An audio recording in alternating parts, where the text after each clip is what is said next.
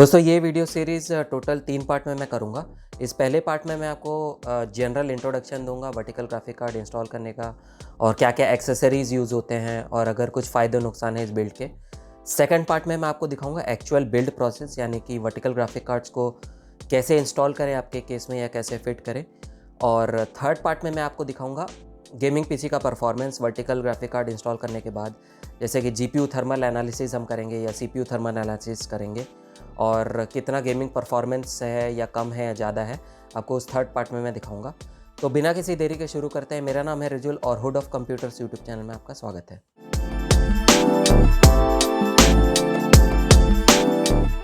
तो ये सबसे पहला सवाल, क्या वर्टिकल ग्राफिक कार्ड इंस्टॉल करना आपके केस में ज़रूरी है? तो मैं आपको बता दूं, ये बिल्कुल ज़रूरी नहीं है। ये एक पर्सनल चॉइस है।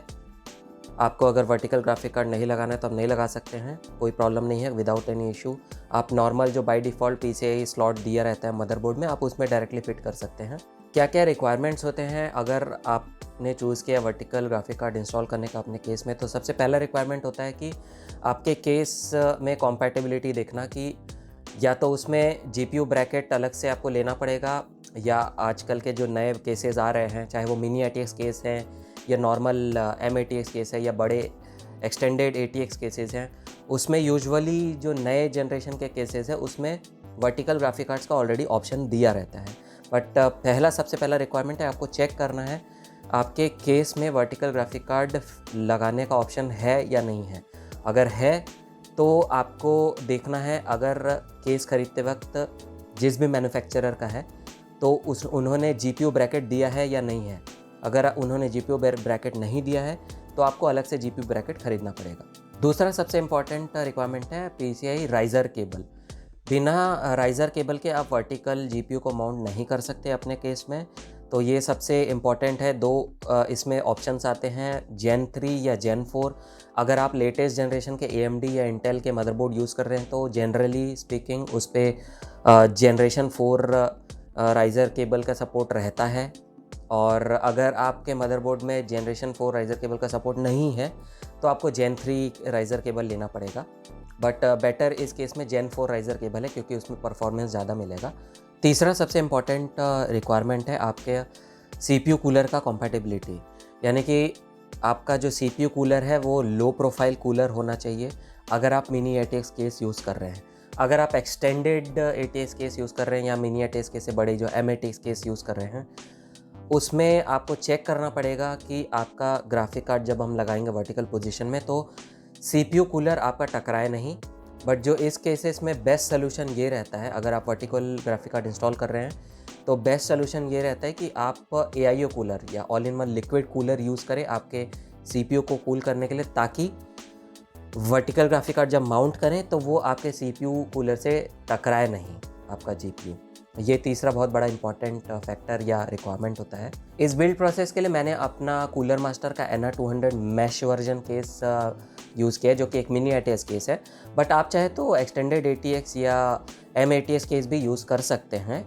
ज़रूरी नहीं कि आपको मिनी एटीएक्स केस में ही फिट करना है।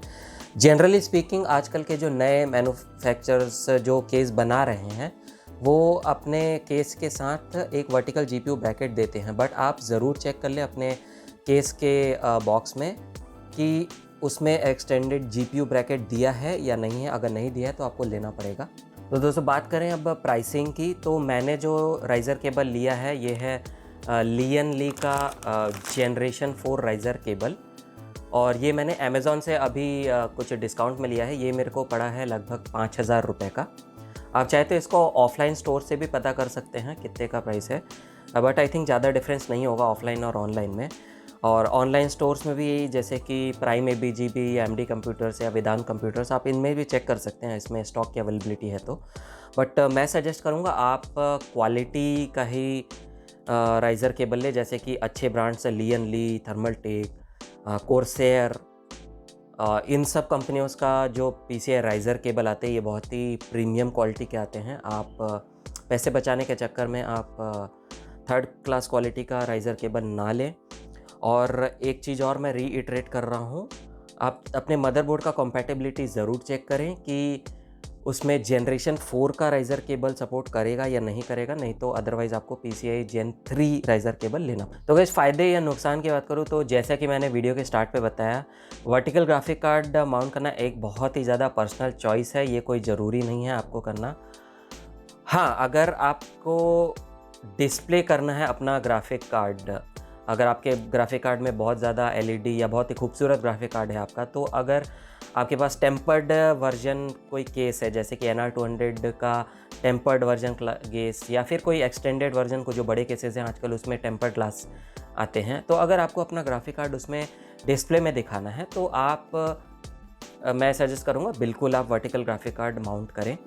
और तो और मैं आपको बता दूँ, आजकल के जो GPUs आते हैं, जैसे कि आपको बताइए, बहुत ही ज़्यादा बीफी होते हैं, यानी कि उनका जो हीट सिंक रहता है, हीट डिसिपेशन के लिए जो हीट सिंक रहता है, वो बहुत ही भारी, बहुत ही बीफी हीट सिंक रहता है। तो अब डिफ़ॉल्ट पोजीशन में अगर आप ग्राफिक कार्ड उन ग्राफिक कार्ड को लगाते हैं, जैसे कि NVIDIA का 3080 Ti, या जो मेरे पास जो खुद है MSI का Radeon RX 6800 XT, ये बहुत ही बीफी, बहुत ही भारी ग्राफिक कार्ड होते हैं आजकल के।